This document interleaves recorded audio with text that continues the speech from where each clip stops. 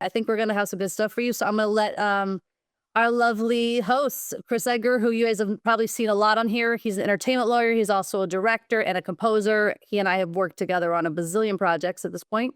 And Cate and I have known each other now for quite a few years. And I got to tell you, that when I first met Cate, she was coming in kind of like, I'm getting into this. I'm a little newer. I'm a little more shy. And now she's like, go move out of my way, bitches. I'm here. And I love it. I can't wait to hear what she's up to. So, Cate Fogarty, she's been my producer and AD on all the 4 films that I've done as a director and a writer. And I really can't imagine working on things without her. But I might be out of luck in the future because Cate has become a star in this vertical drama space.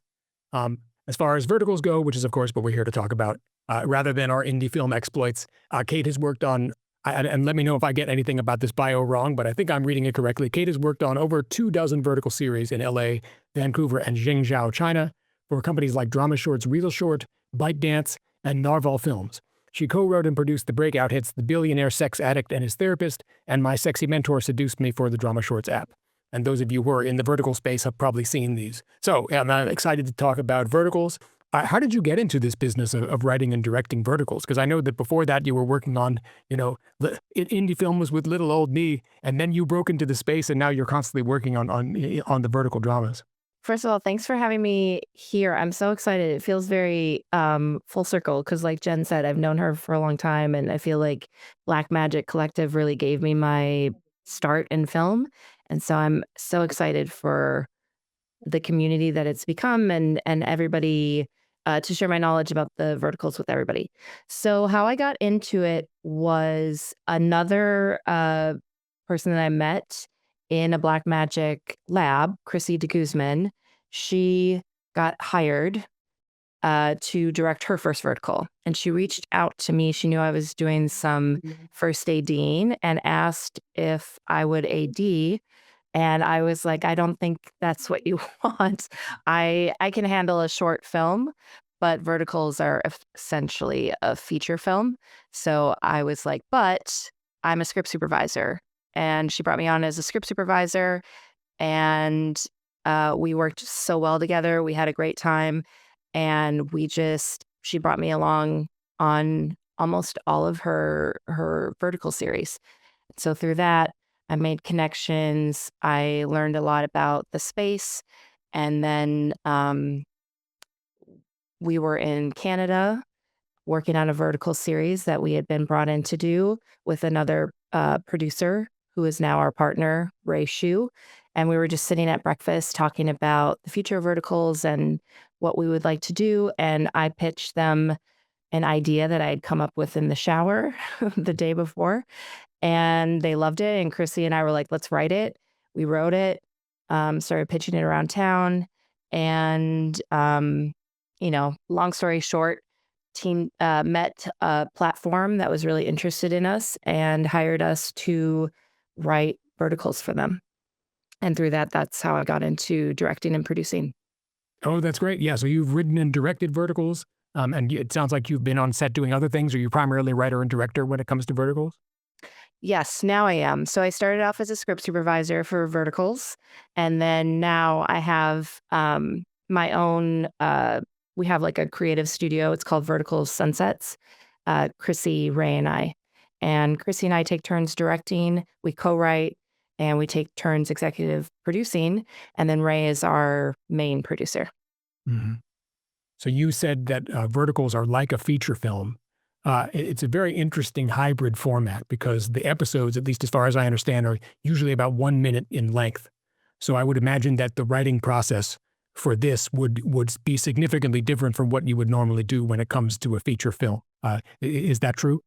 Yes. So I should clarify, it's like shooting a feature film. We shoot them like feature films. So just like everything, block shooting, all of that. But the format is quite different. So they are episodic. It's almost more of like, if you think of like a limited series rather than like a regular television show or a procedural that has a new story every week. The episodes are all connected, but they are anywhere from, I've seen as short as 30 seconds to as long as 3.5 minutes, but 1 minute to 2 minutes is a good kind of general idea for that. I always tell people there there's somewhere a mix between a commercial, a viral video, and a soap opera. Yeah, it's a very interesting new format. It's really not like anything else that you would see if you're looking for, videos on TikTok or YouTube Shorts or something like that. Yeah, they're designed to hold your attention. And the key is the emotional moments. They're not as much plot driven as they are emotion driven. And so at the end of all these 1-minute episodes, you have to build in a cliffhanger as if it were the end of like a continuing TV series, right? Yeah, you need a reason for people to keep watching. And right now in the US, the main format of these is called freemium.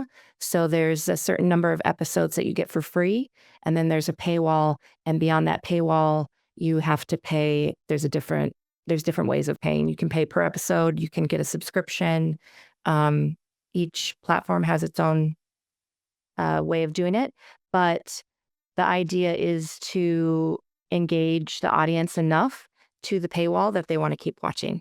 As far as the feature film like aspect of this, um, one thing I'm aware of when it comes to verticals is that, I think that when you and I are working on an indie film, we're shooting a lot of pages per day, but it's actually dwarfed by the number of pages that you need to shoot per day for a vertical.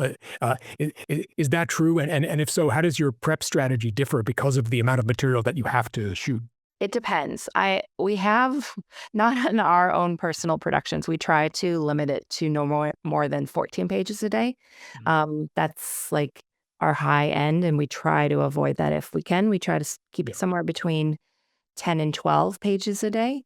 But Chrissy and I have definitely worked on a series where we had to do 18, 19 pages a day. It was quite intense. So the way that we prep for that is, well, first of all, in the script, we try to make sure that we're not doing a lot of interstitial scenes that might take place in one location one time. So you try to reuse locations. So, uh, you know, like you would see in an indie film, they'll be in one location for one time for like half a page. You just can't do that in verticals. So you try to keep them in groups, and that way, when you get to prep, you can distribute it a little bit more evenly. That's one way. And then sometimes you have to rewrite and for the location. So something was going to take place in a bedroom, now it's going to take place in the kitchen. And I imagine that the setups, I mean, even if you're shooting 10 to 12 pages a day, I mean, that's definitely quite an achievement. Is there a way that you do your camera setups that differs for something like this than you would, in an indie film or TV production? Each platform has its own guidelines. Certain platforms have rules like 2 eyes on camera at all times. So, for instance, a profile, like if you have 2 people talking profile to each other, that would not count. You would have to turn the camera, get OTSs or singles for that to work. You can use a profile for something like where they're leaning in to kiss. You could do that, but you can't always use that for dialogue. Another rule that some platforms have is all dialogue on camera. So whereas in a feature or television, you can sometimes have a little bit of creative freedom with how you want to frame that, because of the nature of verticals and the way people are watching them, you really want to get their beautiful faces on camera. So that adds a lot of extra setups sometimes. And then also we really use a lot of inserts, hand touches, key props getting picked up, phones, things like that. We do a lot of inserts. A lot of verticals are shot on 2 cameras, oriented vertically, but we have just transitioned to shooting horizontally with 1 camera. So on my last one that just wrapped 2 days ago, our biggest day was 63 1 camera setups. which is a lot. But it's not uncommon when you have two cameras to do 100, like 80 to 100 two camera setups. So that means each camera is doing 40 to 50 setups. Mhm. Well, yeah, you've got the camera crew has really got to be dialed in. Yeah, we're very dialed in. We have to move fast. You don't get a lot of takes. Um, and prep is your best friend. Do you have to change the way that you use equipment like gimbals or stabilizers to get that portrait orientation? We have used gimbals in the past, but we don't use them very often because they are time consuming. To put the camera on it and balance it and all of that takes time. So unless it's a specific special shot that we need the gimbal for, we don't often use it. Um, we also avoid handheld as much as possible, or like a Steadicam. Not Steadicam, but the handheld gear, we avoid that as much as possible. So we're usually on sticks and sliders, just because the phone screen is so small that any kind of too much motion of the camera usually is discouraged by the platforms, and they will ask for it to be stabilized in post, which sometimes doesn't look so great. So we just try to avoid that in the beginning. And is that because the platforms want to chop up the episodes into smaller clips that then they can subtitle and they can use for promotional purposes? I don't know if that's why. I mean, they definitely do that. They use marketing is really huge in verticals, which we can get into more, but the amount of money that they spend on marketing versus the budget will shock most people. It's not the same as film or television usually. Unless there's an Oscar campaign involved, sometimes those budgets go crazy. Yeah, I think their idea is that it's such a small screen that they don't want anything to distract the audience from the emotions. Do you need to use different lenses than you would in a horizontal production? I mean, the answer, it seems to be clearly yes, but maybe you could tell me what type of lens you use to shoot this kind of material. Primarily, we use zoom lenses just for speed. I'm trying to think if we've ever used primes.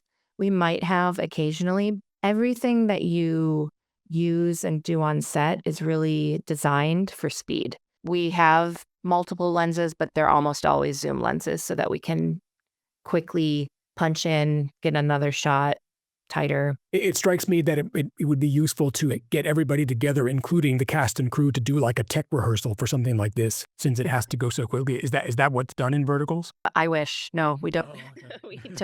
We don't get that. So for the cast, we usually get a Zoom table read, where we invite as many of the cast that can make it.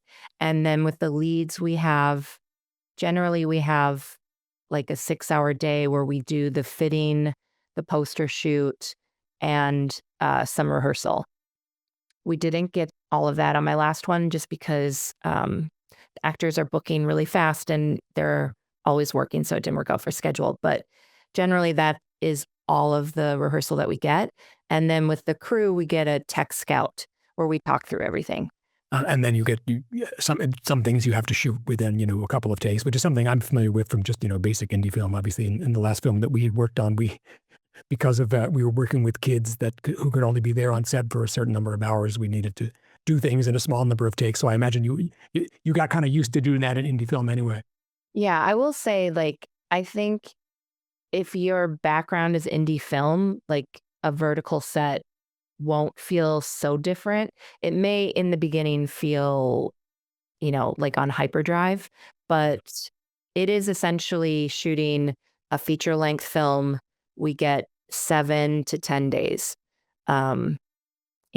Previously, I think the shortest indie feature I'd ever worked on was 14 days. So this is definitely compressed. Generally, we try to work with people that have experience and know about the speed. And so it just becomes second nature of what we need to get done and how fast we need to do it. I know there are going to be people who will be interested to hear about how your lighting setups work in the context of the vertical drama. It's really important to understand that verticals are client-driven products. So they have a lot of specifications for their own style. So certain platforms will have very, very specific lighting requirements.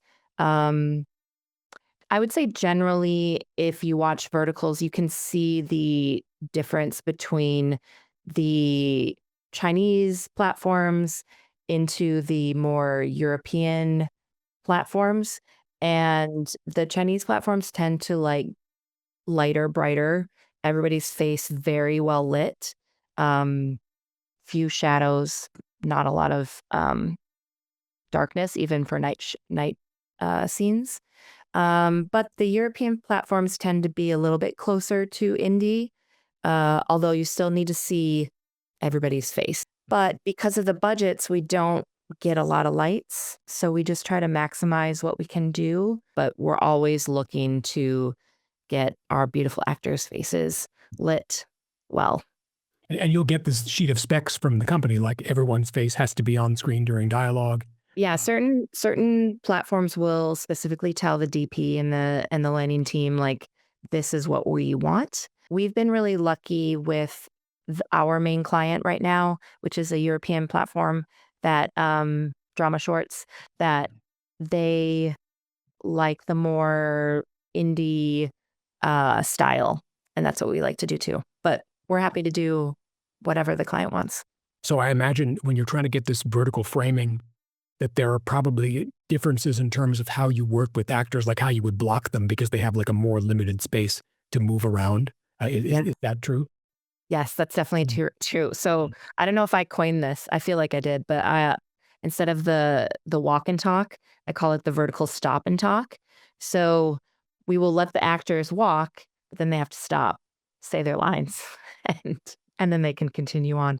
So that is one thing that we have to do.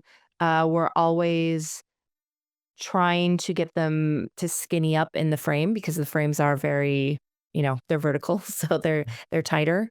And then another trick that we've learned is when you're doing an OTS, to have them actually separate so you can see the person that the camera is on. Sometimes we have to remind the actors, make sure that you're cheating your face towards camera when you're speaking, rather than in an emotional moment talking down with your hands covering your face. That unfortunately doesn't work in verticals.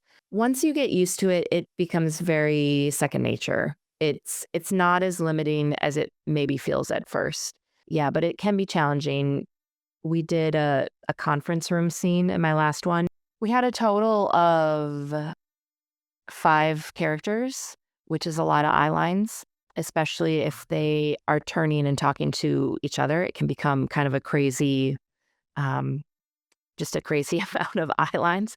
So there were times where I had to tell the actors, you can say this line to someone else. You can look at them and then say it to a different character so that we can keep your eye line focused on the main characters. There's just a lot of like, try not to do too much movement because it's a close up, all of those things. But yeah.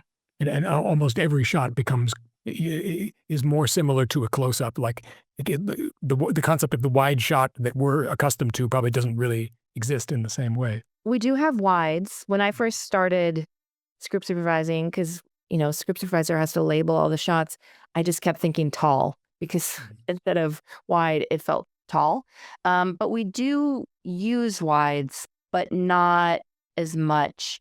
And you can't ever rely on the wide for important action. We try to shoot a wide or a master of some sort, just because it's good practice to have it for safety. And then it's also for safety in the edit. And it's also good, because we don't get a lot of rehearsal. It's nice for the actors to at least like get the rehearsal down so that when we go into coverage, everybody knows what everybody's doing. But let's say, one of the characters pulls out like a will, like they have a will that they're suddenly like, oh, I found the will and you're now the heiress to the fortune. That could never fly in the wide. So even though we shot it, we would have to make sure to get coverage insert of the will. We do shoot wides. We just don't use them as much, and we can't rely on them for key action, but we like to show the space. Oh, and you mentioned the post-production process. Is the time frame for that usually as compressed as it is for the production part of it? We have something like 4 to 5 weeks of post. Some platforms have in-house editing. We are lucky that we get to fully participate in the post process. We don't get final cut per se, but we get a lot of influence and creative freedom, which is nice. So our editors will start cutting the scenes and episodes like the day after we start production. And then we usually have a first cut something like 11 days after we wrap. And then the director and the EP will sit in with the editor for notes. We finish everything up. Chrissy and I have a really good idea of what the client wants. So we can make a lot of choices and notes preemptively before showing it to the client. And then once we have our final version, we'll send to the client for notes. And then after we get that and changes are made, that's our locked cut. And then we have about 2 weeks for sound mixing, color correction. And then it comes back and we get like 2 days for packaging. And with DramaShorts, as soon as we deliver the final product, it goes up on their platform immediately. Like, usually they're 10 hours ahead of us. They're in the Ukraine. So as soon as they wake up in the morning, they put it on their site. Yeah, well, I guess that's one way that it beats, indie filmmaking. You don't have to wait 6 months to a year to see the final product anywhere. Like, I will say one of the best things about verticals is, Chris and I were talking about this, not 100% of everything we write is greenlit, but 99% of what we write is greenlit. And then it immediately has an audience, and we get immediate feedback from the audience. And reviewers like Sarah from Escapism Vertical watch and weigh in, and we can adjust and think about what we'll do in the future. It's in some ways, in my mind, it's almost like if you were part of a improv group and you put up sketches every week that you were writing, and then you have a live audience that you get the feedback right away. That's how it feels with verticals. It's just so fast, but you learn very quickly what the audience likes, what the platform likes, what works on set, what doesn't. And it sounds like the degree of control that the platforms have over the product kind of differs between the companies. Like, I think you were saying there are some platforms that will just have you turn it over to them and they'll do the post. Some platforms, the client will literally be on set with you, giving you notes, making sure everything is going well. And sometimes they're not on set. It just really depends. But ultimately, they have all of the control. Like, even with our client DramaShorts, we let them know the plan every step of the way. We check in with them. We send them lookbooks. We get a lot of collaboration and feedback on the scripts that we write. Every step of the way, casting, wardrobe, locations, everything. They're giving notes. So they are involved a lot. Yeah, and I guess one perk of that is that they're not going to come back later and say, "Yeah, we don't like the way anybody is costumed in this," or something like that. They have to take responsibility for it because they're on set. We try to avoid that. I mean, we try to, at least with when clients aren't there, and some platforms will even have a live feed to what's happening so that they can make notes if they're not able to be there in person. But yeah, the platforms have a lot of information about what the audience likes and doesn't like and what their aesthetic is. So they weigh in a lot. It sounds like you and Chrissy are usually the ones who are pitching the story idea to the platform, or do they come to you with specific story ideas that they want you to shoot? So we've done it both ways. I would say 95% of the time, the client brings us the idea. We have pitched to them in the past. A show that I directed, My Eternal Love, was one that we pitch to them, but they usually send us, they call it an outline, but I would call it more of a writing prompt with like a title, a few characters, and kind of a general idea for what they're looking for. And then we in turn will write a couple of outlines based on that and get notes from them.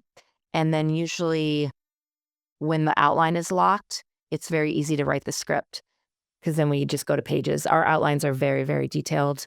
Um, they're almost like mini scripts, really, just because, again, we want the client to really understand what the show is that they are greenlighting. And because of the amount of involvement that these platforms have in the making of the verticals, it sounds like it's not like the indie film market in the sense that you could make a vertical independently and then sell it, right? You would need to work with the platforms from day one.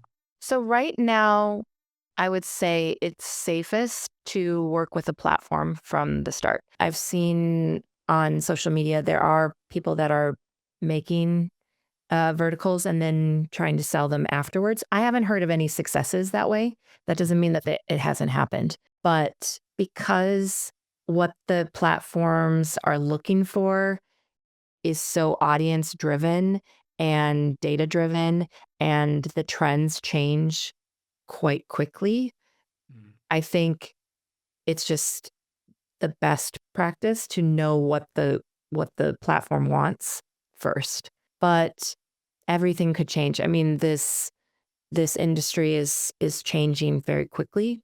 And there's already things that we thought were going to be the way it was changing in the future. For instance, the freemium model that I mentioned might be shifting. In China, they don't use that anymore. It's all ad based. So it'd be like watching television where you watch an episode and then there's a commercial. We know that ByteDance will be trying that in the US before too long. So things change. So I always tell people, I'm like, this is how it is now, but that doesn't mean that in the future it couldn't change. And then ByteDance, they're the makers of Dance 2.0. Who knows how that's going to be involved in making verticals or films, generally speaking, in the future. Yeah, I will say in China, they're really using AI to create verticals a lot. I don't think that AI is ever going to replace actors in verticals, because one of the things that the audience loves about verticals is being able to interact with the actors. A lot of them are on Instagram and very excited to talk to the fans. And so that is almost like a community in of itself. But in China, they'll do like an animal vertical. That's all AI created, but still the top tier verticals are still human made. Yeah. And at the very least, the human's going to write whatever script is executed by the AI, or who knows, maybe not. That's not necessarily true. I will say. There are definitely, and I have seen them, scripts that are probably AI created, but a lot of times they'll have a human come in and adjust that AI script. But I just think that AI just can't ever simulate emotion, which is what these run on. And so humans will always have to be involved in that part of the storytelling. Doesn't mean that they might not try to, use AI to create other parts of the script, but if you can write a vertical script well that engages an audience, I think you will work for a while in this space. And that's great. We had to do a question on all of these panels about, is AI coming for this particular part of the industry? And right now we can say not completely. I would say, the simple answer is if they could get AI to write these scripts, they absolutely would. All of the platforms are basically tech companies, and they want to find the cheapest, most efficient way of doing it. And if AI was that, they would do that. But one of the reasons that Chrissy and I have been so successful is because we don't use AI at all in our writing process, and we just know the emotional beats that the audience and that we are looking for as fans. Hopefully that continues. This is awesome so far. Why don't we go to A few of the questions in the chat here. I have a background in indie film and client work, and recently directed and edited 2 mock scenes for a vertical I created with friends. I'm building a director's reel for vertical content and would love advice on the best way to reach out to companies and get considered for directing opportunities. Are there good avenues to approach them directly? And I think that also ties into Cate.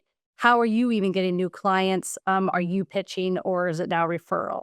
The old adage of I can tell you how I got in and that may or may not help you applies here as well. And I empathize with anybody that wants to direct verticals because I wanted to direct them for a long time. And I had, something like 10 or 11 that I had worked on as a script supervisor that I was like, I know how to do this. I know what the coverage needs to be. I know the pace. I know the scripts. I know all of this.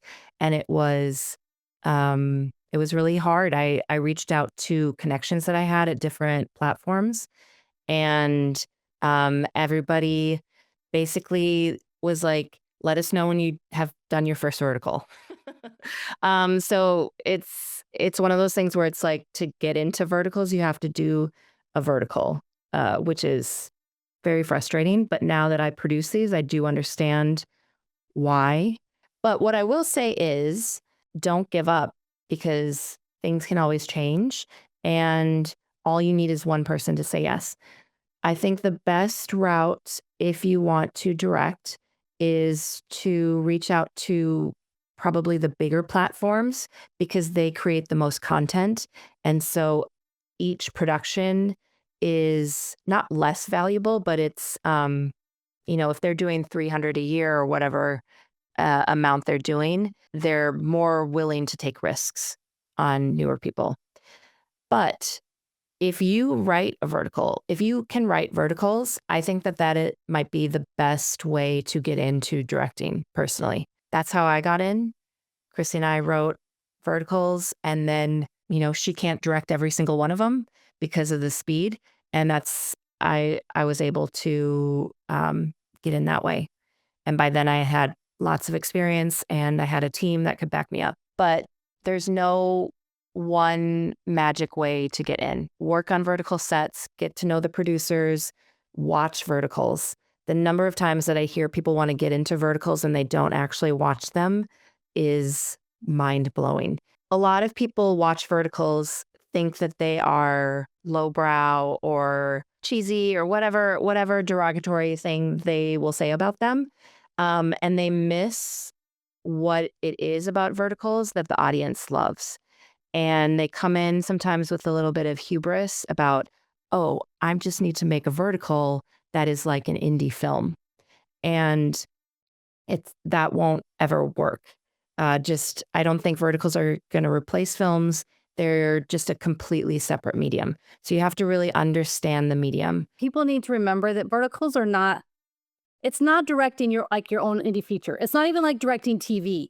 It is a fast-paced, crazy machine. It's not the same thing as when you get in there with your actors and there's no time for all of that. So just know that you see this new thing coming and you want to be a part of it. But if you're not in love with the format and you're not in love with what you're watching, don't waste your time doing this. Go do the thing you really want to do. Put that effort into that. And on the note of writing, though, I did have a question. How does writing for a vertical differ from writing for a feature or TV structure, format, etc.?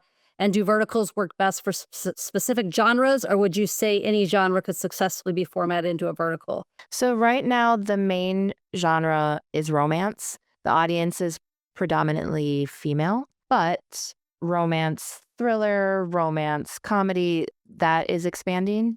And in China, which has a much bigger industry than we do currently here. I think everybody, well, maybe not everybody has heard this, but last year it was $9 billion, the vertical industry in China, which surpassed their box office numbers. So it's huge in China. They have a lot more genres. They have action, maybe horror. So right now in the US, everything is romance based. There have been a couple of exceptions where they've done a revenge story, I guess, or can't remember how they phrase it, but it's kind of like a morality tale. Like if a mother is terrible and then her daughter ends up dying. And then I have heard of a horror one, but the main thing is romance. So if you are good at romance, then you can do that. And then also I would say, if you're interested, like follow some of the platforms and the reviewers and the people talking about where the industry is going. On LinkedIn, I saw that CEOs, billionaires, betrayal, those are all still really key genres in the vertical space. And that way you can just kind of keep your eye on where we're all going. And you can bring in supernatural elements in a way that you might not be able to do in US-based romance, at least as far as I can tell. Like you bring in vampires and ghosts and werewolves and so forth. Yes, werewolves, although I feel like werewolves are fading out. They were a huge, huge trend. But they still happen. There's still werewolf, there's still vampires, but yes, romance is the basis for all of them. Are you able to share the usual pay rates for directors, writers, and also have you seen many directors taking on the editing role in verticals as well? So yeah, I can give you a range because it definitely varies from platform and from project. I think the lowest I've heard, and this might not be the lowest, but anecdotally, I think the lowest for a director that I've heard is 6,000, and the highest that I've heard is 18,000 for a show. So generally, it'd be kind of somewhere in the middle. Um, and then I guess is the question about the director doing the actual editing? That would be no. I don't think that that would make sense just because of the timeline. Because, like I said, our editors usually start while we're still in production. But the director, depending on the platform, often sits in for notes and gives notes. Like I said, we're very lucky because we have the whole process until we pass it off to the client, get their final notes, and then that's picture lock. But some other platforms, the director does the first round of notes. On that topic of money and such and jobs, there are any shoots that you worked on that have been union, DGA or anything? No, these are all non-union. We have another production starting in what day is it? 8 days. But the one after that, we will be doing SAG for the first time. But as of now, crew is non-union. How do you handle coverage? It's tough. Just do the best you can. As far as tips, I think I just try to limit how many takes I do for the setups that I know we won't live in very long, like a master once if possible, twice if needed. I think this is just like general directing tips that everybody does when you have to move fast. Like I don't really bother giving notes to anybody who's not on camera. So I focus all my notes on the coverage that we're getting, unless somebody else's note would affect what we're doing. One thing that I learned on this last shoot, because it was our first one shooting horizontally. So we're shooting 16:9 and then we're cropping 9:16 to deliver both formats to our client. I couldn't rely on, we can punch in post, unfortunately. We can punch in on the horizontal aspect, but we don't have much room to punch into the vertical. So it sometimes is hard because you just have to do another one, go in tighter or get a better eye line. You didn't have any particular blocking kind of ideas or things that you used in that way to cut down on turnaround time, or not really? Like when we had a lot of characters, we do a thing where we replace marks. So if there's 3 people in a scene, for instance, we try to keep it to two marks. So A leaves, B comes in, takes their mark so that we don't have to move the camera as much. But like I said, we did a conference room scene where they were sitting at a conference table and you just have to get it, move the camera, get it, move the camera, just go around in a circle basically. Do you ever cross shoot? So we don't anymore because we just switched to one camera, but most of the time you can't cross shoot because we don't have enough lights. Every once in a while you can, but really what we found is with 2 cameras, it only kind of saves you when you can get 2 sizes for one shot. It doesn't really save you in being able to cross shoot, unfortunately. That'll do my second thing is instead of cropping in, are you not using two cameras, one horizontal, one vertical at the same, mounted on top or next to on the side?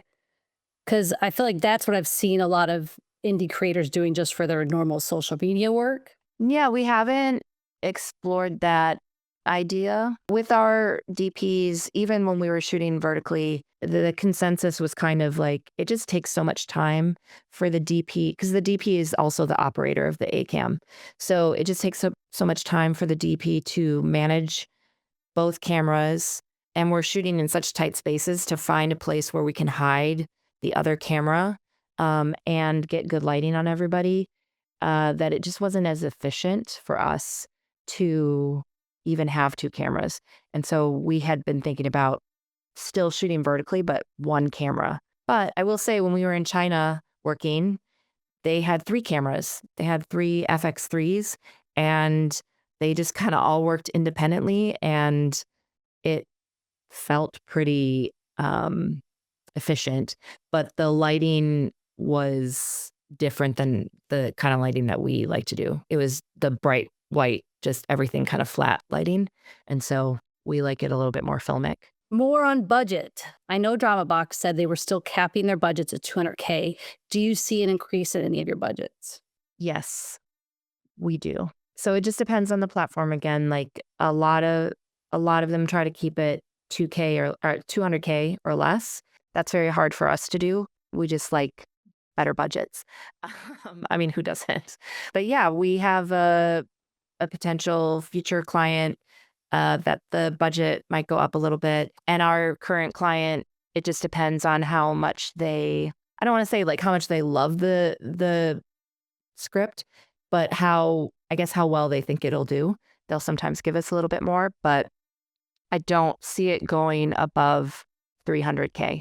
Part of the reason that they keep the budget so low is because they will regularly spend $1 million marketing these verticals. So if they have, let's say, 20, 30 films a year, that becomes a huge financial burden for them. And so they're trying to keep everything low as possible. And they won't advertise shows that they don't feel are worth it financially. So a lot of times they'll do a lot of testing once the show comes out. And then if it's doing well in initial testing, then they'll just start marketing it and like a lot. So even though the budgets are so low, there is a huge, there's a lot of pressure on these because they spend a lot of money on marketing. Yeah, once these big brands and streamers start doing things, we'll see where things head. Okay, so since this is a technical talk, this is about the tech. We've invited here for people to tech. What video specs does the broadcast network ask in particular for vertical series? I'm not the most technical savvy person, so if this isn't the answer, then let me know. But we used to deliver in 24 FPS, and then when we were in China, ByteDance asked us to do 30, and then now our main client asks for 30 as well. I've been told it's because phones cycle at 30 frames per second. We deliver the vertical in HD, but they have asked for the horizontal delivered in 4K. So that's a lot of storage space. Do you have full crews on these? Or are they kind of still skeleton-y crews? I mean, I guess it depends what you consider a full crew. It feels skeleton-y a little bit. We generally have somewhere around 25 to 30 crew members. It used to be A cam, B cam, first AC, second AC. Now it is just A cam, first AC, second AC, because usually B cam was just autofocus. And then we generally have like 2 to 3 people in G&E. I'm trying to remember. We might have had 4 on the last one. And then every department head, except for sound, script supervisor, has another person. So there's a wardrobe assistant. There's in PD, a lot of times they just call them the art director. On the last one, we actually had 3 people in PD. So we had a prop master, art director, and our production designer. Yeah, we have a second AD, first AD, second AD. We have a line producer, executive producer, 2 executive producers essentially, and production coordinator. So yeah, we try to invest in the people rather than the equipment as much as possible. What kind of cameras are you using? Because I think people assume that these are being shot on phones, and that's not the case. No. I know you said FX cameras for Yeah. Yeah. So it kind of depends. For us, it just depends which DP we're working with. A lot of times, a nice way for the DPs to get a little bit of extra money is to rent us their camera. So on my last one, we shot on the red Komodo. Generally, though, they're shot on lower profile cameras like Sony FX6, FX3, like I said, in China, although I don't think I've seen an FX3 in the US. Canon C400. We have, and we will on this next one, shoot on the Alexa 35. But that's only when we can get a good deal, to be honest. And no Black Magic design cameras. not What yet. crap is this? They have to kick in some of the budgets. Yeah. Not yet. But we wouldn't be against it. I would assume a pocket cam would be a really great choice for these because they look beautiful and they're so compact. Yeah, I Decent agree. thing. I mean, small and fast and beautiful. That's what we're always going for. We did once shoot some content with the phone, but that was just for a scene that was going to be seen on a phone, if that makes sense. But no, everybody thinks they're shot on phones, but they are not shot on phones. And now that we've switched to shooting horizontally, they look nicer because the sensors are made for them to be shot horizontally, so that then when you crop in, it still looks gorgeous. I mean, it doesn't look bad when you shoot it vertically. It just looks not as good, in my opinion. Did you keep the underlying rights for My Eternal Love as IP for you to develop in other formats? No, so that's an important thing to understand about verticals. Right now, don't think of them as a way to pitch your passion project. You don't own any of the content. And Chris knows because he's looked at some of the contracts that I sent him. For the time being, I will say. Like, again, things might change, but these are work for hire. And that's why predominantly they pitch us. And a lot of times we just prefer that because then we know what they want and we can give them what they want. When y'all are thinking about these, you have to think about it at almost more like TV where you are coming in to help someone else's baby. You might get a cut, but you're not getting final cut. You know, like you have to kind of treat it like you're going to give your best and then it's out of your hands. So if that's not for you, it's not for you. Hi, I'm a cinematographer. Thank you for this. I just had a quick question. What do you think the future holds?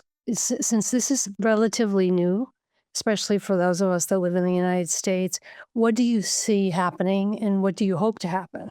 Well, I don't see verticals going away anytime soon. I mean, I think a lot of, I mean, just based on this talk alone, a lot of people have a lot of interest and everybody wants to make some money. So this is where money is being made right now. I hope that they stay and it just becomes another avenue for filmmakers to learn and sustain themselves on their path to their dream career. So I don't know how many people are familiar with Roger Corman. He was a indie producer in the 70s, 80s, 90s. He just passed away like a couple of years ago. But he was known for his very exploitative, cheaply made films. But he was also referred to as the Corman School because people like James Cameron, Ron Howard, Jack Nicholson, Martin Scorsese, Peter Bogdanovich, all of these people worked for him at the beginning of their career. And they learned a lot of cheap tricks. They learned how to move fast. Just, you know, getting those reps in, getting your 10,000 hours on your way to mastery. And that's personally like my vision for verticals. And that's what we at Vertical Sunsets really focus on and really try to build our community with our crew and cast is these aren't what we're going to be doing forever, but let's have fun and learn some things while we do them and make the best product we can and pay our rent. I think that's a perfect way to end it. Yeah. Thank you, Chris and Cate, so much. Really appreciate you coming on to talk about this, Cate. I think people really learned a lot. Thank you so much for having me. I'm always happy to talk verticals. I'm always happy to talk to Black Magic Collective. Like I said, you guys gave me my start. This is another amazing community. I think that community is the way forward, no matter what is happening in our industry. And people can find me on Instagram.